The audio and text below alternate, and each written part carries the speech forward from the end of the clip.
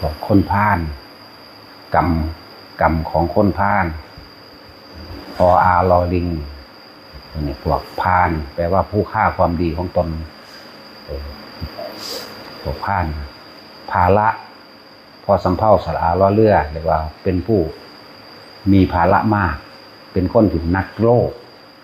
ว่างบ่เป็นจากว่างภาระบ่เป็นพวกนี้สองพาลนี่เกี่ยวเนื่องกันตามธรรมดาแล้วนิสัยคนพาลคนขวางความเจริญผู้อื่นก็คือนิสัยเดรัจฉานนั่นแหละเห็นแก่ตัวเห็นแก่กินเฉพาะตนไผสิเฮ็ดดีปานใดก็สร้างด้วยความที่เขาคบหาเฉพาะธาตุเสียเหมือนกันธาตุเสียธาตุบ่ดีคือความรู้บ่ดีความเห็นแก่ตัวบ่ดีธาตุย่อมเนื่องกันโดยธาตุหมายถึงว่าคนบ่ดีกรรมหรือธรรมะสิจัดสรรให้เขาร่วมกันเมื่อเขาร่วมกันแล้วเขาสิปรึกษาหารือกันเฉพาะแต่แนวบ่ดีคือว่าวัดเฮานี่เฮ็ดดีปานใดก็สร้างคนบ่ดีนี่สิไปหาเอาเฉพาะแนวบ่ดีมาขัดมางานมาอ้างมายกเพื่อเหตุผลของเขาถูกเพื่อให้เฮาบ่ดีให้เขาสูงขึ้นจังซี่นั่นแหละพวกคนพาลเขาสิไปหาแต่แนวจังซั่น เรียกว่าหาแต่แนวบ่ดีมาเป็นภาระของเจ้าของเองแบกไว้รับไว้เกิดความอิจฉาริษยาเด้พวกนี้ความอิจฉาริษยานี่เป็นโตจิตภายในใจเลยอิจฉาเมื่อเห็นเขาเฮ็ดอิหยังก็สร้างขายยาบ้าดอกทำธุรกิจอิหยังดอกไปเด้จังซั่นเด้จังซั่นเกิดความริษยานี่แหละคำว่าริษยาแปลว่า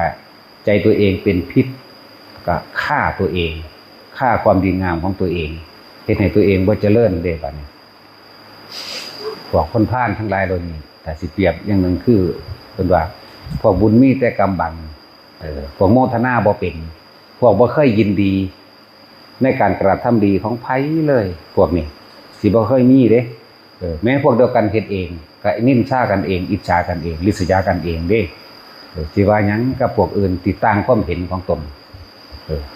คนต่างความคิดเห็นบ่คือเฮาเฮ็ดอยู่ตอนนี้คือเฮาสิเอาพวกข้าวสารพวกอาหารพวกเงินไปดูแลแจกพวกคนป่วยติดเตียงคนขาดแคลนอึดอดอยากคนทุกข์คนยากจังซี่เขาก็สิยกแนวอ้างมาว่าเฮานั่นเอาเงินมาตั้งแต่ขายยาบ้ามั่งเอาเงินมาตั้งแต่หลอกลวงคนมั่งเด้เขาสิเป็นจังซี่เด้นั่นแหละเพราะว่าเขาสิปรึกษากันแต่แนวจังซี่เขาบ่ได้คิดอย่างอื่นเด้พวกนี้เพิ่นคนพาลแล้วมีภาระจังซั่น สมควรที่สิได้รับอีหยังก็บ่กล้ารับเด้บ่รับพวกนี้นั่นแหละมันเป็นจังซั่นเพราะว่าหยังคำว่าริษยามันเป็นผิดภัยแก่ตัวเองไปตั้งมานะไปตั้งอิสมิมานะและอัสมิมานะทั้งสองมาขวางเจ้าของไว้แล้วบ่สะอ่อนดอกบ่จักได้ดอกว่ามันสิไปจังซี่เด้บ่สะอ่อนดอกบ่จักได้ดอกห้าวก็ได้ดอกเนี่ยที่จริงอยากได้แต่ว่ามานะทิฏฐิอัสมิมานะนี่ความเป็นตัวตนที่ใหญ่ที่ขวางไว้ที่เอาตัวเองนั่นขวางไว้แล้วที่เอาตัวเองตั้งไว้แล้วว่ากูเว้าถูกสู้เว้าผิดผู้ใดเว้ามาแล้วได้ก็สร้างบ่สู้กูเนี่ยอัสมิมานะตัวตนผู้นั้นจังซั่นสิเอาหยังไปให้ก็ที่จริงอยากได้ความอยากได้แต่ว่าด้วยความยกตนขึ้นไปแล้วไปขวางเจ้าของเองไว้แล้วเลยบ่กล้าเอานั่นแหละพวกโมทนาบ่เป็นพวกไม่มีความยินดีกับการทำดีของบุคคลผู้อื่นเป็นจังซั่นแม้นตายไปแล้วนั่นน่ะไปเป็นผีเป็นเปรตเขาอุทิศบุญให้ก็เอาบ่ได้จักว่าล่ะเอาบ่ได้เพราะว่ามันเอาบ่ได้ตั้งแต่เป็นคนแล้วนั่นแหละคือจังพวกเฮานี่แหละ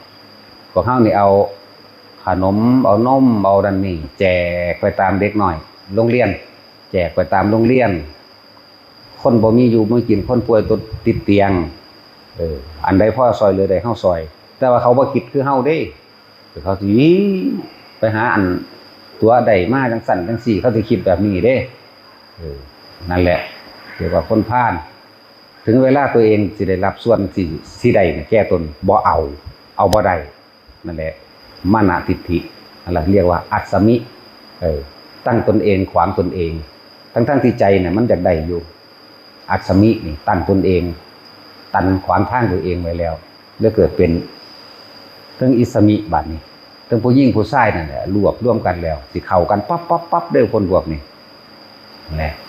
จังว่าหนึ่งคบตะคนผ่านบ่ได้คบบัณฑิตแล้วก็คุยกันแต่แนวผ่านเรื่องบ่เคยเห็นก็สามารถนำมายกอ้างได้เพื่อให้ผู้อื่นฟังความเจ้าของเสื่อความเห็นเจ้าของเด้จังซั่นหลายๆอย่างที่พวกเฮาสังเกตเบิ่งโลดเด้อคนพวกนี้สิมีแต่จมลงเรื่อยลูกเต้าหลานก็พ่อได้รับผิดมันไปนำเด้ได้รับผิดจากความอิจฉาริษยาของเจ้าของเองพ่อรับผิดรับผลไปนำขนาดนั้นเด้บางคนอยากมาแต่ว่ามาบ่ได้เพราะว่ากูย่านผู้นี้เป็นลุงป้าอาอาวกูสินะแทนที่ในการทำความดีเป็นธรรมดาแม่นบ่อยากได้มันก็หังได้บ่อยากได้ยิ่งได้คนที่ทำความดีคนที่เสียสละนะบัดนี้พวกนี้ก็ทำความดีมากคือกันอยู่แต่ว่าเกิดความเป็นอิสมิมานะเกิดขึ้นมาเกิดเป็นคนพาลขึ้นมาแล้วเลยบ่กล้ารับเพราะว่าเจ้าของได้ตั้งตนเป็นใหญ่ไว้แล้วใหญ่ในท่านขวางนี่แหละขวางท่านเขาสิท่านนั่นท่านนี่เฮ็ดนั่นเฮ็ดนี่มีโลดคำบอกเข้าไปขวางอุ้ยไปให้มันเฮ็ดหยังบังหันบังนี่ผู้นั้นผู้นี้เด้นี่เอิ้นว่าขวางทานแล้วก็มันว่าแม่นขวางตาท่านของบุคคลที่จะให้ทานเขาเอิ้นขวางแม้ก็ผลที่ควรจะได้ของบุคคลผู้กระทำดีก็ไปขวางผลของเขาอีกคนพวกนี้เลยถูกตัดลาภสักการะแห่งตนเองพ่อสิมีก็บ่มีพ่อสิได้ก็บ่ได้พ่อสิดีบ่ดีมีแต่จมลงนั่นแหละเวลาเฮาให้ทานเฮาบ่คิดเด้ปัวไปเลยบ่ได้สนว่าสิหยังบัดนี้คนมาขวางทานน่ะหรือว่าคนที่เคยมีเรียกว่าอคติมาก่อนเรียกว่าอิสมิมานะมาก่อนจังซี่นะสิออกตัวในลักษณะว่าเขาอยากให้เพิ่นอยู่เขาอยากให้เพิ่นจังซี่ปุ๊บออกตัวมาว่าโอ้ยเฮาบ่สมควรสิได้ดอกเฮาบ่สมควรสิรับดอกเฮาบ่เหมาะสมให้ผู้นั้นซะให้ผู้นี้ซะนั่นแหละผลอกุศลกรรมแห่งความที่เคยเป็นคนอิจฉาริษยามาก่อนแม้นกับใจใดก็ย่อมรับคือทำใจรับด้วยความบริสุทธิ์ใจบ่ทันใดจักบ่พวกรับบริสุทธิ์ใจใดปุ๊บมันก็มีความภูมิใจอย่างหนึ่งอยู่มันสิมีความปลื้มใจขึ้นมาอย่างหนึ่งนี่คือผลแห่งการทำความดีบ่เสียชีวิตที่กูทำมาตลอดมันสิมีตัวหนึ่งอยู่ในนี่อยู่นะแต่พวกหนึ่งนั่นมันสิเป็นลักษณะจะสิเอามาหยังเฮาบ่ดีพอที่สิรับนี่คือผลผิดนะผลผิดจากการเข้าไปคบคนพาลบอกเป็นจังซี่คิดเบิ่งดีๆเด้อแต่ละคนเป็นสั่นเวลาเขาสิให้ปฏิเสธบ่เอานั่นแหละคือผลผิดจากการเข้าไปคบคนที่มีความอิจฉาริษยาคุกคีอยู่เรื่อยๆมันสิมีแนวคือไปฟังเขามาไว้แล้วนะเป็นเรื่องจดจำสิเอามาต้านตัวเองนั่นแหละจึงบอกว่าบางคนที่เขาได้รับความอนุเคราะห์เป็นธรรมดาตัวคนทำดีมันก็ต้องได้ดีเป็นธรรมดาเหมือนว่าล่ะเราต้องมีผลตอบรับกันเป็นธรรมดาแม้ไม่อยากได้แม้ไม่ต้องการเด้ทั้งดีๆเด้อละเอียดที่เด้ตัวนี้เด้อเป็นความละเอียดลึกซึ้งดีเวลาเฮาสิให้ทานจังซี่ถ้ามีคนมาขวางท่านเฮาบ่เป็นตาให้ดอกผู้นั้นมันเป็นจังซั่นมันเป็นจังซี่นั่นแหละมันสิย้อนขึ้นหาผู้มาขวางเข้าใจบ่ล่ะบัดนี้ผู้รับทานก็เคยกันเคยแบบนี้คือกันเวลาเฮาจะเอาของให้ผู้นี้ว่าโอ๊ยข่อยบ่สมควรสิได้ดอกจังซั่นเพราะตัวเองก็เคยขวางผู้อื่นมาเหมือนกันฟังดีๆเด้อแยกมันเป็นเด้อเคยขวางว่าบ่ให้ผู้นี้เป็นจังซั่นผู้นี้เป็นจังซี่ผู้นี้บ่ดีเอาความเห็นเจ้าของตัดสินเขานั่นนี่ละเอียดละอออยู่ บ่ซั่นเพิ่นสิมีหลายวิธีในการคมจิตคมใจหรือว่าเมตตารักผู้อื่นเสมอตนรักตนเสมอผู้อื่นเห็นผู้อื่นเป็นดุจดั่งแข้งขา อวัยวะของตนความเจ็บปวดของเขาคือความเจ็บปวดของเรามันก็บ่กล้าทำลายกันกรุณามีความเข้าไปช่วยเหลือเหมือนช่วยเหลือตนเหมือนตนจะพ้นเห็นเขาเป็นทุกข์เหมือนกับตนกำลังเป็นทุกข์จะพ้นด้วยกันมุทิตาเนี่ยความยินดีร่วมกันตัวพวกนี้สิขาดมุทิตาธรรมเด้พวกนี้บ่มีความพร่อยยินดีกับผู้อื่นใดดีนั่นแหละมันเป็นสั่นเวลาตัดบาตรเจ้าของสิอยากได้สิมีอันใดอันหนึ่งเขามาขวางเพราะว่าเจ้าของเคยขวางผู้อื่นอยากว่าความคิดเจ้าของเองที่มันฝังไว้อนุสัยพวกเรียกว่าอนุปาทาอนุปาทาอุปาทานอนุปาทาอุปาทานนิดๆหน่อยๆมันสิเขามาคัดขวางจากความไว้เฮ็ดให้รับแบบไม่เต็มใจเฮ็ดแบบเป็นเก้อเขินๆนะคือจังบ่เหมาะบ่สมนี่นะบ่เหมาะบ่สมกับกูนะนี่นะเก้อเขินเพราะตัวเองเคยขวางผู้อื่นเคยให้ความเห็นว่าผู้นั้นบ่เป็นตาให้ดอกผู้นี้บ่เป็นตาให้ดอกนี่ก็เอิ้นว่าขวางทานจากโบราณขวางทานของผู้ที่ให้ทานขวางผลแห่งทานของผู้ที่จะรับทานของสองอย่างธรรมดาบ่ซั่นเพิ่นสิว่าสิเพิ่นให้พวกเฮาส่งอารมณ์อันนึงที่เป็นของเรียกว่าสาธารณกุศลอันยิ่งใหญ่อันนึงน่ะก็คือเมตตาพรหมวิหาร4เนี่ยตัวนี้เป็นตัวหนุนทรงได้มากเห็นบ่มันว่างอุเบกขาบ่เป็นเห็นบ่ล่ะเพียงสั่นตัวเฮ็ดอิหยังก็ตามที่เป็นประโยชน์แห่งสาธารณะตัวนี้มีผลมากมันสิมีผลมากเมตตากรุณามุทิตาอุเบกขาวางจิตให้เป็นนะวางจิตบ่เป็นพวกจังซี่สมควรที่จะได้รับผลแห่งการกระทำความดีแล้วแต่ว่ามันมีความคิดมาขวางเจ้าของบ่กล้าเอาจักบ่ล่ะแต่ผู้ที่เขาบ่เคยบ่อิจฉาริษยาบ่มีความเห็นอิหยังเวลาสิให้ทานไผซอยเหลือไผก็สร้างดีนำเบิดพวกนี้เวลาส่วนตัวเองได้รับปุ๊บเขาสิมีความภูมิใจอย่างหนึ่งนี่แหละผลของการทำดีมันแม่นความเพิ่นว่ามันสิมีตัวหนึ่งอยู่ดอกเป็นความปลื้มใจอย่างหนึ่งอยู่เด้แม่นบ่อยากได้แต่ว่าความภูมิใจอย่างหนึ่งสิเกิดขึ้นแม่นบ่อยากได้ก็สร้างเขาบ่อยากได้ดอกแต่ว่าเขาหังมีความภูมิใจจากบ่ปลื้มใจปลื้มจิตอยู่ในหั่นแหละว่านี่เห็นอยู่นี่ทำดีมันก็ได้ดีธรรมดาทั้งที่บ่อยากได้สิ่งนี้ก็ยังได้จังซี่นะว่าพวกเฮาพยายามเห็นผู้ใดทำดีทั้งใดโมทนาสาธุน้อมโลดนึกเอาในใจก็ได้ออกเห็นคนใส่บาตรอยู่น้ำทางเห็นเขาสวดมนต์เห็นเขายังกระสร้างเกิดอยู่ในโทรศัพท์นั่นแหละสาธุนึกเอาในใจโลดดีใจน้ำเขาโลดเขาสิสร้างพระปั้นพระแจกหนังสือไทยชีวิตโคกระบือปล่อยนกปล่อยปลาปล่อยกบปล่อยเขียดนึกโมทนาลำเข้าใจว่าล่ะจังสั่นนี่แหละเป็นการคมอิจฉาริษยาคมอิสมิมานะแห่งตน เห็ดดูเขามันก็ชินทันตัวคนเห็ดบ่ดีจังสิก็เหลียวเบิ่งซื่อๆเฮากับบ่มีความคิดต่อเข้าใจว่าปุ๊บขาดออกเลยโลดนี่เฮาน้อมเอาเฉพาะสิ่งที่มันดีนั่นแหละว่าซั่นเดียวมงคลชีวิตเป็นหยังเพิ่นคือเทศนาอาเสวนาจะพาลันนังขึ้นก่อนล่ะ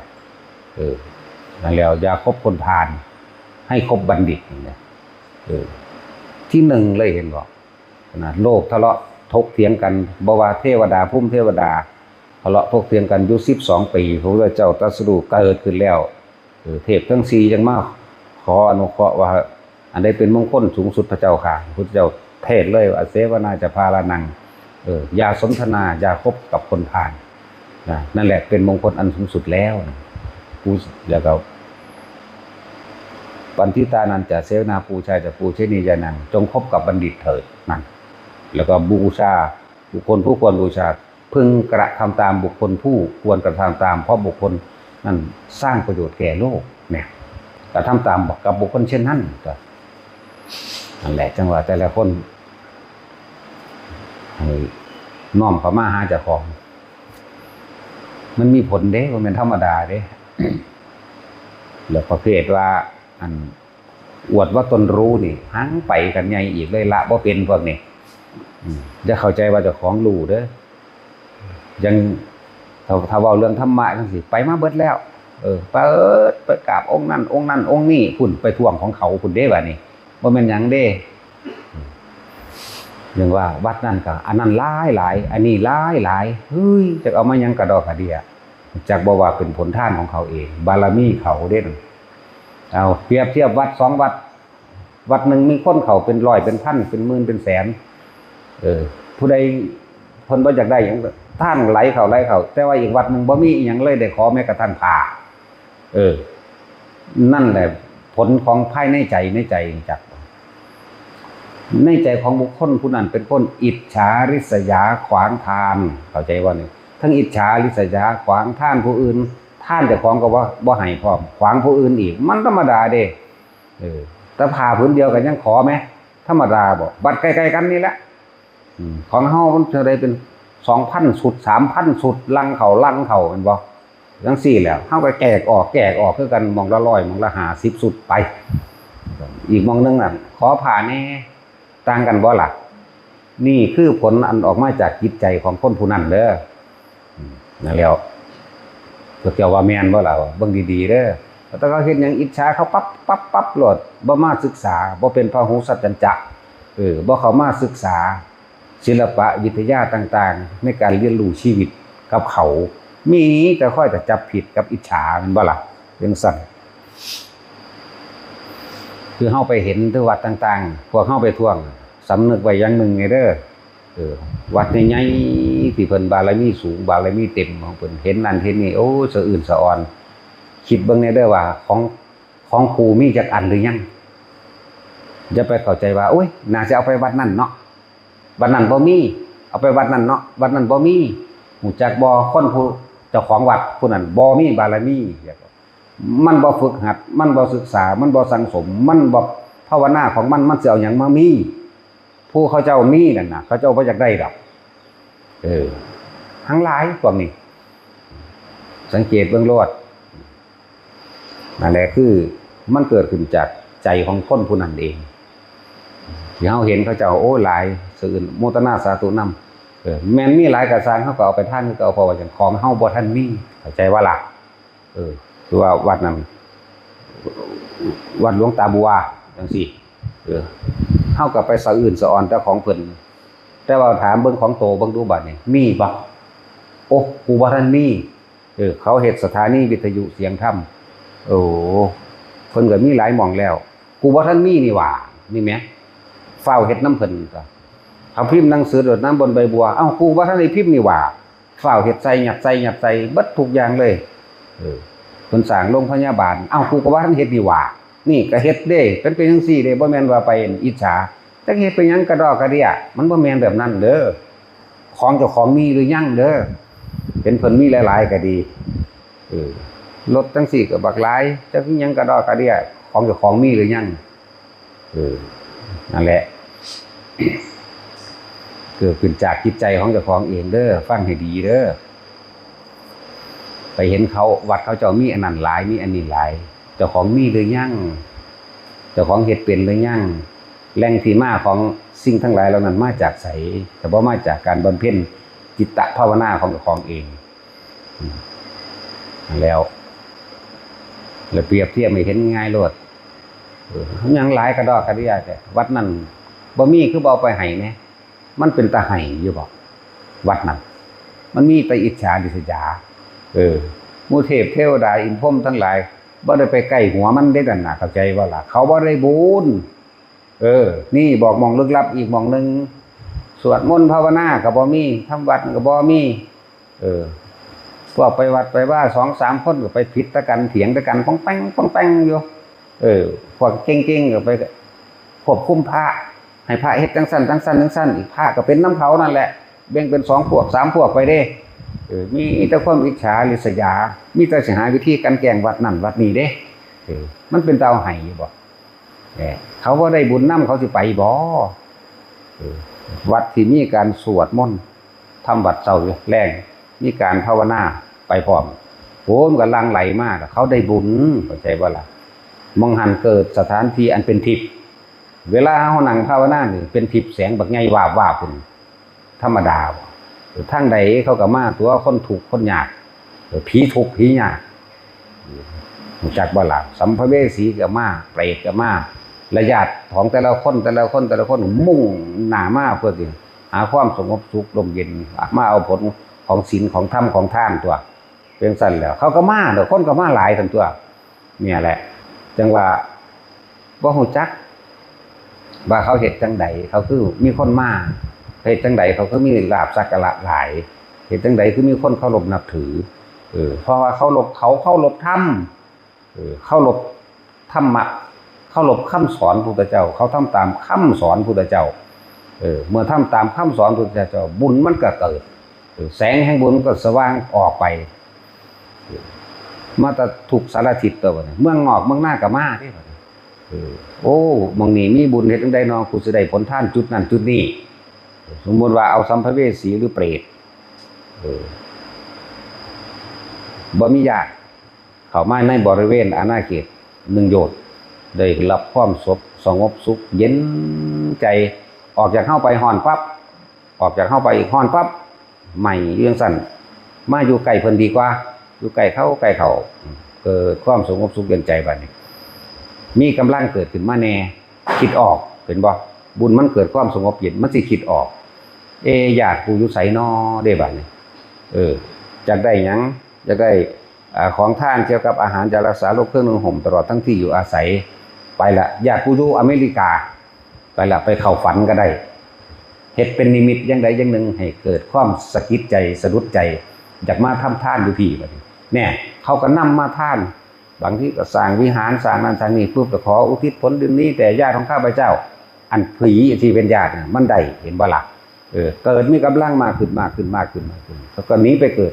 สวรรค์ก็ได้หรือเป็นคนก็ได้ไปอย่างอื่นก็ได้หรือมีกำลังไปอย่างกลับมาซอยเหลือเฮาเองจังซี่ก็นี่เลยจังว่าจะมัวแต่อิจฉาริษยาผู้อื่นศึกษาธรรมะศึกษาคำสอนพระเจ้าดีๆเราตั้งหลักตั้งใจเฮ็ดปฏิบัติตามข้อวัดนั้นมันมาเอาเองมันเป็นเอาเองคำว่าเป็นเอาเองนั่นน่ะเป็นคำเว้าที่เว้ารวบซื่อๆดอกนี่แหละบอกต้นเหตุผลกรรมบอกแล้วนี่ว่ามันเป็นจังซี่เด้อมันมีมาแบบนี้มันเป็นแบบนี้เด้อเป็นยังคนคือมาน่ะแล้ววัดใดที่เพิ่นมีการสวดมนต์มีการภาวนาบ่อึดแต่คนไปเทวดาเขาได้บุญเขาก็ไปหาสกิจญาติเขาผีได้บุญบ่ว่าแต่เทวดาพวกเปรตจังซี่ดูเขาเกิดยกจิตออกจากภูมิต่ำๆได้ก็เปรตพวกสัมภเวสีพวกหลายๆอย่างนั่นแหละญาติผู้นั้นญาติผู้นี้เนี่ยที่เขาเจ้าจะเลิศนั่นน่ะจะเลิศโดยธรรมเด้บ่แม่นจะเลิศโดยวัตถุมันมาทีหลังเพราะว่าวัตถุมานำคนสร้างคนให้เป็นได้เป็นมนุษย์ซะก่อนสร้างมนุษย์ให้มันเป็นอริยะให้มันได้นั่นแหละคนมันวุ่นวายอยู่บัดนี้เอาคนนั่นแหละมาคนใส่กันคักมาฟังทำเขาคักฟังเขาของเขาแล้วก็ค่อยๆเริ่มแยกแยะผิดถูกชอบชั่วดีก็เยินเริ่มแยกจิตเป็นมนุษย์ได้ก็บัดนี้เป็นผู้มียกจิตยกใจขึ้นสูงคนมันต่างจากสัตว์ก็เพราะว่ารู้จักบุญรู้จักบาปนี่เด้รู้จักศีลรู้จักธรรมรู้จักการกระทำคำพูดนี่เด้วันนี้ก็เริ่มจิตใจตั้งมั่นมีการสวดมนต์มีการภาวนามีการเริ่มเห็นตามความเป็นจริงมีการซอยเหลือผู้อื่นโดยบ่หวังสิ่งใดตอบแทนคอยขยับคืบคลานไปเลยจนถึงโสดาสกิทาคาอนาคาไปเรื่อยตัวก็เป็นนังสั่นและสร้างคนได้แล้วคนที่สร้างวัตถุอย่างอื่นดอกจึงบอกว่าถ้าจะพัฒนาจิตใจของคนให้ฮู้พัฒนาประเทศนี่โลกนี่จักรวาลนี่ให้พัฒนาเริ่มจากจิตใจซะก่อนจิตใจดวงหนึ่งนี่แหละมีพระพุทธเจ้าเป็นต้นพระองค์พัฒนาจิตใจพระองค์แล้วสว่างจ้ารู้แจ้งแท่งตลอดในโลกแล้วเพิ่นก็ฝึกผู้อื่นมันก็คอยซึมซาบมาจังซี่ล่ะนั่นแหละอย่างอื่นๆมันก็คอยติดตามมาเองคนที่มาสร้างเองดอกสร้างวัดสร้างหยังก็ดีสร้างคนก่อนคือเฮาสร้างตนก่อนนี่แหละเฮาบ่ได้สร้างวัดก่อนเด้เฮาสร้างตนก่อนได้นี่สร้างตนนี่ใจมันตั้งมั่นดีแล้วจิตตั้งมั่นดีแล้วบ่หวั่นไหวแล้วในโลกธรรมแล้วนั่นมีละเอิ้นว่าสร้างตนหรือตั้งตนและอัตตะสัมมาปณิทิจะฝึกตนดีแล้วบัดตั้งตนดีแล้วจึงฝึกผู้อื่นได้ด้วยได้บัดมันก็คอยมาจังซี่มาเรื่อยไหลเข้ามาเรื่อยคนก็สร้างไปเองดอกบัดนี้มันบ่มีหม่องอยู่มันก็สร้างกันตัวแม่นว่าล่ะ แต่เฮาก็บ่มีหม่องอยู่คือกันมันอยู่ภูเขาเด้บ่ได้อยู่วัดใดเด้นั่นน่ะบัดนี้เขาก็สร้างเขาก็คอยสร้างของเขาเองตัวบัดสร้างหม่องอยู่เจ้าของนั่นแหละอยากได้นั่นอยากได้นี่คนมันหลายเขาก็เริ่มเห็นผลประโยชน์ต่างๆที่แพร่กระจายออกทั่วโลกคนก็คอยสร้างก็สนับสนุนกันเพราะว่าเห็นหยังอบายมุขอบายต่างๆอบายเกี่ยวกับกินเหล้าเมายาหรือยาบ้ายาเบื่อยังลดหน่อยถอยลงหรือคนมันสร้างคุณงามความดีและสร้างประโยชน์ขึ้นคนเริ่มพึ่งพาอาศัยกันขึ้นเขาก็เห็นผลมื้อนี้เขาก็คอยมาตัวบ่แม่นว่าเอาแต่เฝ้าแต่อิจฉาริษยาผู้อื่นเห็นบ่เขาเฮ็ดเอาเด้เขาบ่ได้อิจฉาเอาเด้นั่นแหละพวกเฮาฟังไว้ให้ดีเวลาไปทั้งนั้นทั้งนี้ไปเห็นของเขาเจ้าหลายอย่าไปตำหนิว่าอุ้ยยังหลายกระดอกกระเดียแท้ของเจ้าของมีหรือยังมีถามใจเจ้าของเด้อเห็นของเขาหลายนั่นของเจ้าของมีหรือยังนั่นมันออกไปทางอิจฉาเด่นน่าจะเอาไปวัดนั่นอาจจะวัดนี่วัดนั่นมันเป็นตะไปอยู่บ่ตะผีก็บ่ไปหาแม่ผีกับผีมันจะไปเอาหยังนำกันมันบ่ได้กินไหมแม่ว่าล่ะเว้นตะแตกมาตะแถวนี่ล่ะแถวนี่คือบ่จังหวัดนี่ล่ะผีก็เลยผีก็บ่ต่างจากคนดอกคนอึดอดอยากก็แล่นหาผู้รวยผู้แจกทานแม่นบ่ผีก็อึดอดอยากก็แล่นหาผู้แจกบุญมันก็เว้งสั่นแล้วเว้ยนั่นแหละทุกอย่างมันมีเหตุทำทั้งหลายสมควรแก่เหตุเด้อเอาพอ